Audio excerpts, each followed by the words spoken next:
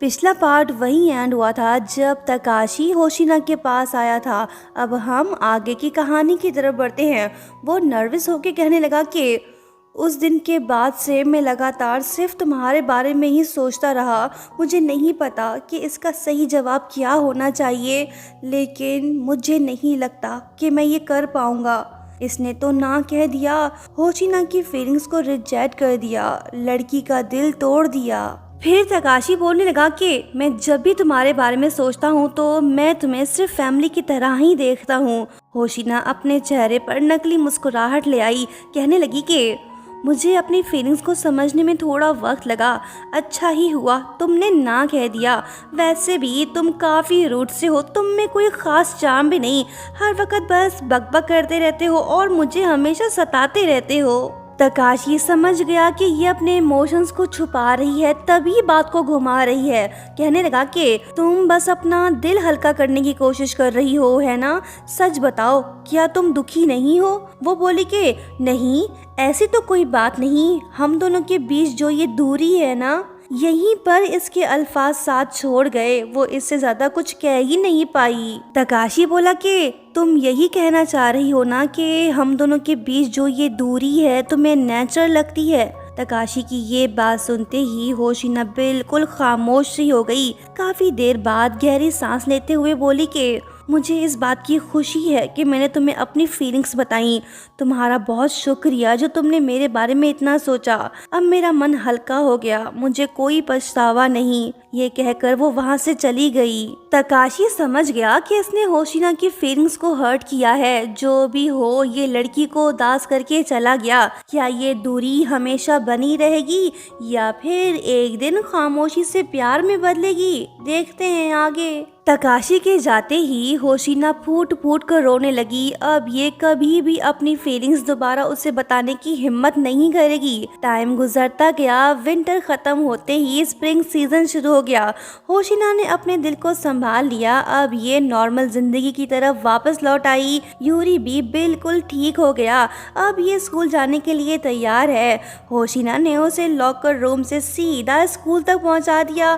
Credit तो उसे ही जाता है, सबसे ज्यादा खुश भी वही है। जब होशिना और यूरी साथ में स्कूल के लिए निकलते हैं तो ये सब देख तकाशी उदास हो जाता है, क्योंकि पहले होशिना इसके साथ जो स्कूल जाया करती थी, लेकिन अब उसने इससे दूरी बना ली। हारू तकाशी से बोलने लगा कि देखो ना, वो यूरी का कितना ख्याल रख रही है। ये देख तुम जरूर जेलस फील कर रहे होगे ना? तकाशी बोला कि हाँ, बिल्कुल भी नहीं, ऐसा तो कुछ नहीं है। ये स्कूल पहुंच गए। जैसे ही लास्ट पीरियड खत्म हुआ, होशिना क्लास से दौड़ पड़ी ताकि यूरी के पास जा सके। जब ये जा रही होती है तो तभी तकाशी ठीक इसके सामने आ जाता है। ये तो इसे जाने ही नहीं दे रहा। लड़की बोली कि क्या है, हटो मेरे सामने से, यूरी मेरा वेट कर रहा होगा। तकाशी टीजिंग टोन में बोला कि कितना अननोइंग है ना, यूरी भी यही कहता होगा। होशिना ने फौरन से जवाब दिया कि कोई नहीं, उसने कभी ऐसा नहीं कहा। मैं बस स्कूल जाते और आते वक्त उसका ख्याल रखती हूँ। ये सुन तकाशी बोला कि लगता है कि तुम्हारा पूरा दिमाग सिर्फ उसी के लिए ही भरा हुआ है। चलो जल्दी जाओ डमी गर्ल। ये कहकर वो चला गया। होशिना गुस्से में खुद से बोली कि मैं और डमी? छोड़ो, जाने दो, पता नहीं उसे क्या हो गया। होशिना समझ नहीं पाई कि तकाशी बस ये चाह रहा था कि वो उसका पहले की तरह ख्याल रखे। स्कूल के बाद यूरी और होशिना साथ में घर वापस जा रहे होते हैं। यूरी इससे बोला कि क्या हुआ, तुम इतनी उदास क्यों हो? वो बोली कि कुछ नहीं, बस एग्जाम्स का स्ट्रेस है, वैसे मैं ठीक हूँ। ये दोनों घर पहुँच गए। यूरी भी समझ गया कि होशिना अंदर से दुखी है। वो उसका हाथ पकड़कर कहने लगा कि मुझे पता है कि मैं इतना अच्छा नहीं हूँ, लेकिन सिस्टर, मैं एक दिन ज़रूर स्ट्रांग बनूंगा, इतना कि तुम्हें प्रोटेक्ट कर सकूँ। जो भी तुम्हें उदास करेगा या रुलाएगा, मैं उसे कभी भी माफ़ नहीं करूँगा। ये बातें सुनकर होशिना शॉक सी हो गई। यूरी बोला कि सॉरी, आई थिंक मुझे ये सब नहीं कहना चाहिए था। होशिना इसके सर पर हाथ रखकर बोली कि कोई बात नहीं। नेक्स्ट सीन में हम तकाशी को क्लासरूम में देखते हैं। लड़के का दिल डिस्टर्ब हुआ पड़ा है, समझ नहीं पा रहा कि आखिर क्यों। जब दोस्तों ने इसे उदास देखा तो वो आकर इससे पूछने लगे कि क्या हुआ भाई, दिल क्यों ऑफ है? अगर तुम कुछ बताना चाहते हो तो हम सुनने के लिए तैयार हैं। तकाशी बोलने लगा कि पता नहीं क्यों मैं अजीब सा फील कर रहा हूँ। अब जाके मुझे समझ आ रहा है कि मैं बस उसके बारे में ही सोच रहा हूँ। नहीं जानता आखिर ऐसा क्यों हो रहा है। फ्रेंड बोला कि तो इसका मतलब तुम्हें किसी से प्यार हो गया है, तभी तो तुम उसे अपने दिमाग से नहीं निकाल पा रहे। स्कूल के बाद जब तकाशी घर वापस आया तो देखा कि होशिना सोफे पे सो रही है। ये अपने आप को रोक नहीं पाता और सीधा उसके पास जाके उसे जगाने की कोशिश करने लगा। जब होशिना नहीं उठी तो वो चुपचाप बस उसे देखता रहा। तभी से अपने फ्रेंड की प्यार वाली बात याद आई। ये बस होशिना को देखे जा रहा है, लड़की बेखबर होके सो रही है। तकाशी के दिल की धड़कनें तेज, ये अपने दिल को संभालने लगा और बिना कुछ बोले वहां से चला गया। यूरी ने ये सब देख लिया। वो समझ गया कि तकाशी होशिना को लाइक करता है। इसके दिमाग में कुछ तो चल रहा है, जरूर ये कुछ करने वाला है। नेक्स्ट डे स्कूल के बाद यूरी तकाशी को अपने साथ ले जाता है। लगता है कि ये इससे कोई जरूरी बात करना चाहता है।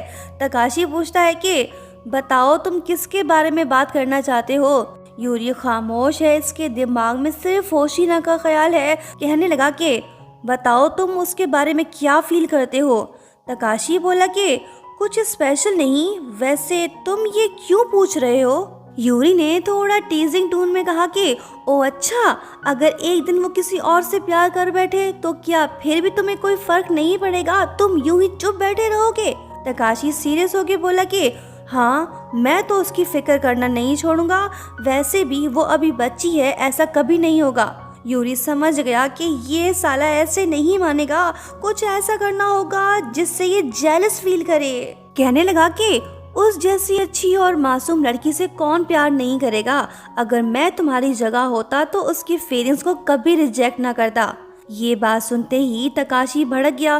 पूछने लगा कि क्या तुम उसे लाइक करने लगे हो, बताओ। यूरी सीधा से बोल देता है कि लाइक तो तुम भी उसे करते हो ना, तुम बस अपनी फीलिंग्स को छुपा रहे हो। मैंने खुद देखा तुम उसके पास थे। और हाँ, सबसे बड़ी बात, तुम्हें शायद खुद पर यकीन नहीं, इसलिए तुम ऐसा कर रहे हो, है ना। यूरी की ये बातें तकाशी को तीखी लगी। वो गुस्से में आकर उसका कॉलर पकड़कर पीछे धकेल देता है। अगर इसकी जगह कोई और होता तो ये उसका मुंह तोड़ देता, लेकिन ये तो इसका अपना भाई है, अब वो इससे कैसे लड़े। तकाशी बिना कुछ कहे दिल में दर्द लिए वहां से चला गया। यूरी का फेस थोड़ा इंजर्ड हो गया है। होशिना समझ गई कि दोनों भाइयों के बीच लड़ाई हुई है। जब तकाशी घर वापस आता है तो होशिना उसे कहती है कि हे यू, इधर आ। वो तकाशी का हाथ पकड़कर पूछती है कि तुमने इसे क्यों मारा।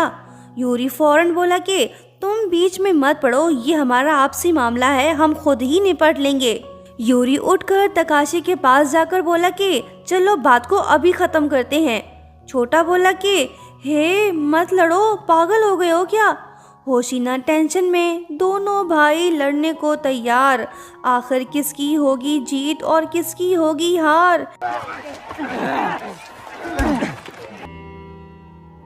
ये तो हम फुल वर्जन में ही देख पाएंगे। दोस्तों, लाइक शेयर सब्सक्राइब और हाँ, प्यारा सा कमेंट करते हुए जाना।